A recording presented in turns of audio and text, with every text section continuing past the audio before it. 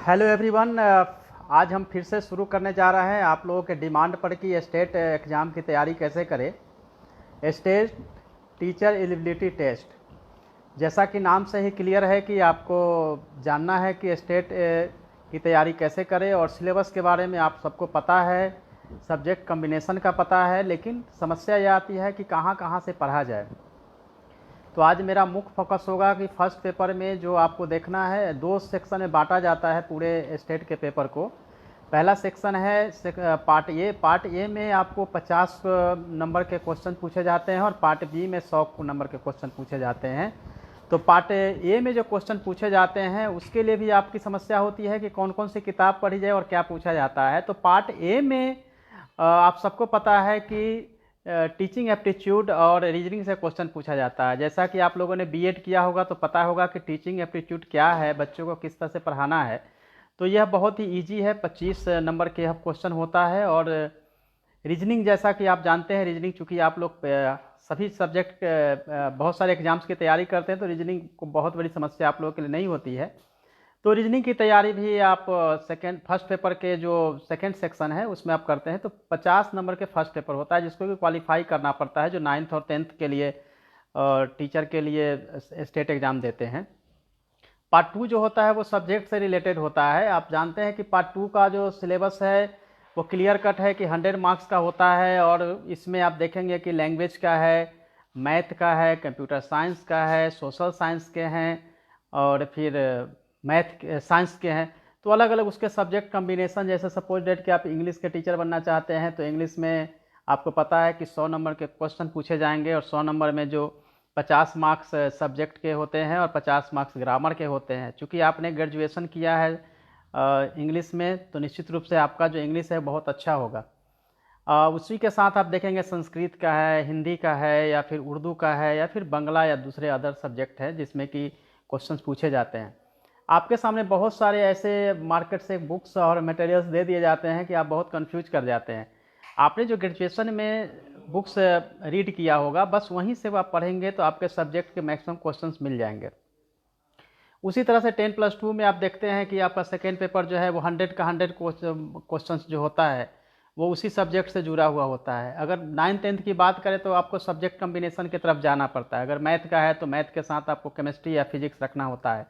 तो 50-50 मार्क्स के आपको दोनों में से पूछे जाते हैं। 50 मार्क्स मैथ के, 50 मार्क्स केमिस्ट्री के, या फिर 50 मार्क्स फिजिक्स के, जो भी आप सब्जेक्ट रखते हैं। अगर साइंस का होता है तो साइंस में भी उसी तरह से है, बायोलॉजी के साथ आप केमिस्ट्री रखते हैं या फिर केमिस्ट्री फिजिक्स रखते हैं। क्योंकि यह कम्बिनेशन इस तरह से बनाया गया है कि जब आप 10+2 करते होंगे तो उस समय या ग्रेजुएशन आप कर रहे थे तो ग्रेजुएशन के साथ जो ऑनर्स पेपर होता है उसके साथ 2 आपको सब्सिडी पेपर रखते हैं और 2 सब्सिडी पेपर जो है 2 साल तक देखना पड़ता है, पढ़ना पड़ता है। और फिर फाइनल ईयर में आप ऑनर्स पेपर का ही केवल रिजल्ट होता है। उसी के हिसाब से आप देखेंगे कि सोशल साइंस में भी है कि हिस्ट्री और ज्योग्राफी आपका होना ज़रूरी होता है। अगर हिस्ट्री है तो ज्योग्राफी या पॉलिटिकल साइंस रख सकते हैं। इकोनॉमिक्स है तो आपने सब्सिडी रखा होगा, हिस्ट्री या ज्योग्राफी रखा होगा। तो कम्बिनेशन बना के दोनों से 50-50 क्वेश्चन पूछा जाता है। और ये 50 क्वेश्चंस जो आपको पूछा जाता है वो भी हम आपको बताएंगे कहाँ से क्वेश्चंस आने की संभावना होती है और कहाँ से प्रश्न पूछे जाते हैं। जनरली जो है वो टीचिंग एप्टीट्यूड जो फर्स्ट पेपर की मैं बात कर रहा हूँ उसमें टीचिंग एप्टीट्यूड के लिए उपकार प्रकाशन की जो बुक्स है उसको, या फिर आपने बीएड के दरमियान जो भी बुक्स आप पढ़ रहे थे उसी से आपके सब मैक्सिमम क्वेश्चंस पूछे जाएंगे। सेकेंड जो सेक्शन है जो कि रीजनिंग का है, रीजनिंग के लिए बहुत ईजी बहुत सारे जैसे अरिहंत की बुक्स है उससे आप देख सकते हैं, रीजनिंग आप बना सकते हैं। प्रीवियस ईयर्स के जो क्वेश्चंस पूछे गए हैं रीजनिंग के वो, और टीचिंग एप्टीट्यूड से जो क्वेश्चंस पूछे गए हैं उसका एक कलेक्शन तैयार कर लीजिए और उसका प्रैक्टिस करेंगे तो ऑटोमेटिक आपका जो फर्स्ट पेपर की समस्या है उसका निदान आपका हो जाएगा। सेकेंड पेपर तक जहाँ तक सवाल है जो आपका सब्जेक्ट कम्बिनेशन का है, हिस्ट्री ज्योग्राफी आपको रखना ज़रूरी होता है। अगर पॉलिटिकल साइंस है तो ज्योग्राफी रखे या हिस्ट्री रखे, तो 50-50 मार्क्स के उसमें से पूछे जाते हैं। लेकिन 10+2 के टीचर के लिए आपको पता है कि 100 के 100 जो क्वेश्चंस है वो सब्जेक्ट पे ही है। अगर आपने हिस्ट्री के है तो हिस्ट्री में 100 आपको रखना पड़ेगा। अब हम बात करेंगे कि आपको कहाँ कहाँ से पढ़ना है। तो खासतौर से आज मैं बात करूँगा हिस्ट्री की, कि हिस्ट्री में आपको कहाँ से प्रिपरेशन करनी चाहिए और हिस्ट्री के लिए आपको क्या करना है। तो हिस्ट्री में सबसे पहले आप देख लीजिए कि हिस्ट्री की तैयारी के लिए 6 क्लास से 12 क्लास की एनसीईआरटी की बुक्स आपको पढ़नी होगी। उसमें भी 6 से लेके 9th क्लास तक की जो बुक्स है वो ओल्ड एडिशन की जो एनसीईआरटी की बुक्स है उसको देखना है, और 9 टू 12th तक की जो बुक्स है वो आपको लेनी है न्यू एडिशन की। लेकिन ख़ास तौर से आपको जो फोकस करना है वो है 9th से लेके 10+2 तक की जो हिस्ट्री की बुक्स है उस पर फोकस करना है, क्योंकि मैक्सिमम क्वेश्चंस वहाँ से आएगा।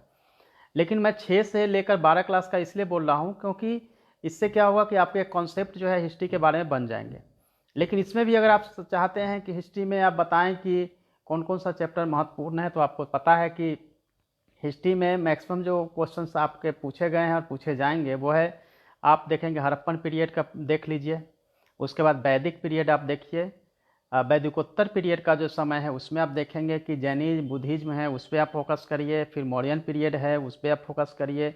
मौर्यन पीरियड के बाद जो गुप्त पीरियड से पहले मौर्योत्तर काल है उसको आप देखिए, पोस्ट मौर्य का पीरियड में जो छोटे छोटे राजवंश थे उस पर फोकस करिए। फिर आप गुप्ता का पीरियड देखिए, गुप्ता में भी खास तौर से जो समुद्रगुप्त का पीरियड था उस पर आप फोकस करिए, और समुद्रगुप्त चंद्रगुप्त द्वितीय का जो चंद्रगुप्त द्वितीय विक्रमादित्य का काल था उसको फोकस करिए।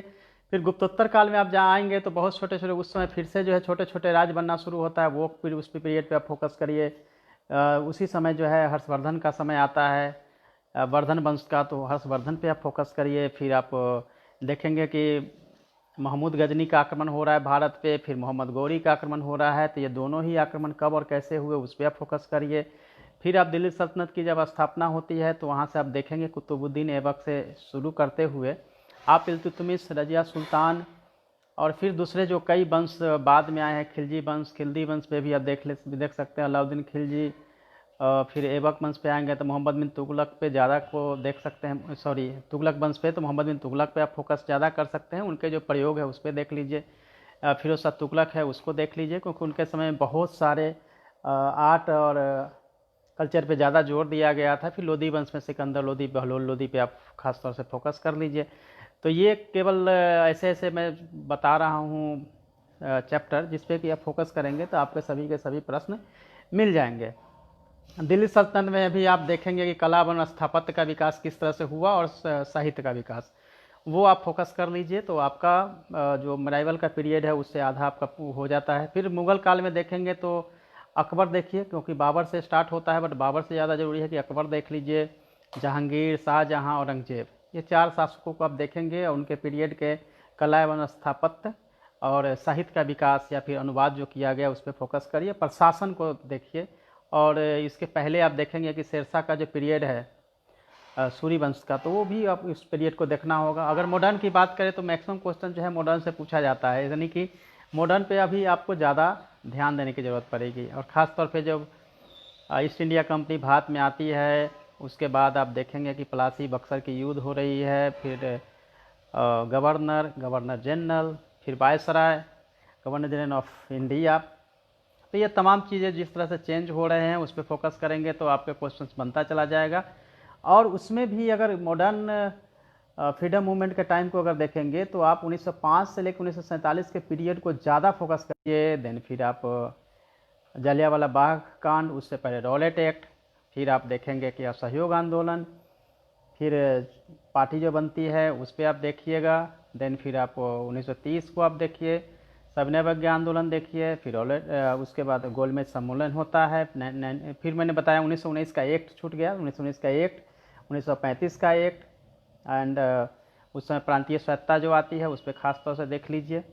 यानी एक्ट में भी जो है उसको आपको 3 ऐसे एक्ट मैंने बताया, उससे क्वेश्चंस जो है आने की संभावनाएं ज़्यादा है, उसको आप देख सकते हैं। उसके बाद आप देखेंगे 1942 का आप देखेंगे क्विट इंडिया मूवमेंट, तो उसको आपको देखना है। और उसके बीच में जो कमीशन आई, क्रिप्स मिशन, साइमन कमीशन, 1947 की जो हमारी भारत की आज़ादी होती है, फिर डिवीज़न जो होता है यानी कि पार्टीशन इंडिया का, पाकिस्तान अलग बनता है देश, तो क्या परिस्थितियां थी, वो तमाम इस तरह का जो मैंने आपको सीक्वेंस वाइज में बताया, बस इतने ही चैप्टर को अगर देखेंगे तो मैक्सिमम क्वेश्चन आपके स्टेट के हिस्ट्री से पूछे जाते हैं, पूछे जाएंगे। अब रहा कि प्रैक्टिस सेट के लिए क्या करते हो, वो आप देख, अरिहंत की एक प्रैक्टिस सेट आती है उसी को देखिए। हिस्ट्री के लिए बहुत मटेरियल जो है वो आपके पास अवेलेबल है, शॉप पे जाएंगे बहुत है। जितना ज़्यादा बुक्स आप पढ़ेंगे उतने आपके होने की संभावना जो है घट जाएगी। कम बुक्स को जितना ज़्यादा बार आप पढ़ेंगे उतना ज़्यादा आपके होने की संभावना बढ़ जाएगी। इसलिए मैं बोलता हूँ कि मैंने हिस्ट्री के जो बताए हैं बुक्स उसी को आप करिए। इसके अलावा जितने भी गाइड, बहुत सारे गाइड है सभी पब्लिकेशन के, सबको पढ़ेंगे अब कुछ भी याद नहीं होगा। और सभी हिस्ट्री के सभी मटेरियल्स में डिफरेंस जो है वो 10% का ही होता है। इसीलिए आप इसके अलावा जो है आप किसी चीज़ को नहीं पढ़िए। और इस तरह से आप हिस्ट्री का मैंने बताया है, आगे हम आपको बताएंगे दूसरे भी सब्जेक्ट को। आप जो भी आपके डिमांड होंगे, जैसे पॉलिटिकल साइंस हो सकता है, साइंस का ही पेपर हो सकता है। और चूँकि मैं बार बार कह रहा हूँ कि बहुत टफ एग्ज़ाम होने वाला है, तो आज मैंने ख़ास तौर से फोकस किया है कि हिस्ट्री के बारे में बताऊँ। बाकी भी वीडियो जो है आपको मैं बना के दूसरे सब्जेक्ट के बारे में भी बताऊँगा।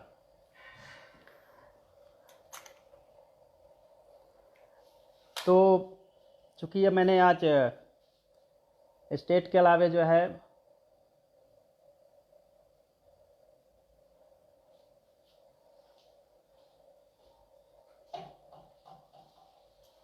आपके कमेंट्स भी बहुत तेज़ी के साथ आए हैं, तो हम पहले कमेंट्स पे ही फोकस करेंगे।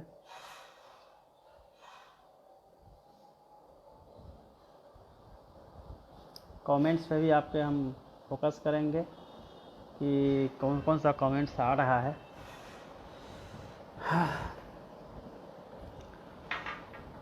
तो आज चूँकि आप सबकी बहुत सारी समस्या मैंने देखा है, आपके कमेंट्स जो आए हैं वो यह बताता है कि नियोजन को लेके कई तरह की समस्याओं को आप फेस कर रहे हैं। तो सबसे पहले मैं आपको बता दूं कि हमने कंट्रोल रूम स्टार्ट किया है। कंट्रोल रूम का नंबर आप नोट डाउन कर लीजिए। वैसे मैं आपकी सुविधा के लिए यहाँ पे डिस्प्ले कर देता हूँ कि कंट्रोल रूम का नंबर क्या है, ताकि आपको कोई कठिनाई नहीं हो। तो सबसे पहले हम पटना का कोड डाल रहे हैं। उसके बाद देखिए 22151 एंड 81।